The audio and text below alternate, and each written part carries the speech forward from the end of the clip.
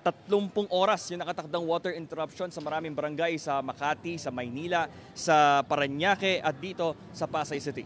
Tinatayang 120,000 na mga customer ang maapektuhan ng water interruption na nakaschedule mula alas 12 ng hating gabi kanina hanggang bukas ng Huwebes ng alas 6 ng umaga. Nagsasagawa kasi ng realignment sa mga water pipe sa Quirino Avenue para magbigay daan sa paglikha ng New Paco Train Station ng PNR.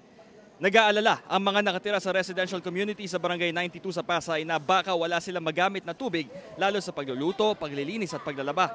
Kaya kahit madaling araw, nag-iigib ang housewife na si Hilda para may magamit ang asawa at anak niya. Sa Barangay 201 naman ng Pasay City rin, naka-standby na ang stationary water tank mula Maynilad para pwede makaigib ang mga mawawala ng water supply. Bagamat may supply pa sila ngayong umaga. Iisa lang ang stationary tank na ito para sa mga apektadong barangay sa Pasay. Pero may augmentation naman ito ng mga mobile water truck ng Maynilad pati ng mga fire truck ng mga barangay. Naganda pa na po kami kagabi sir kasi po nabalitaan po namin na mawawala ng tubig ng 2 araw. Ang aming tangke ay amin na inire-ready. At bukod doon may mga fire truck pa kami na naka-ready. Andyan ang aming bower at saka yung aming fire truck sa barangay.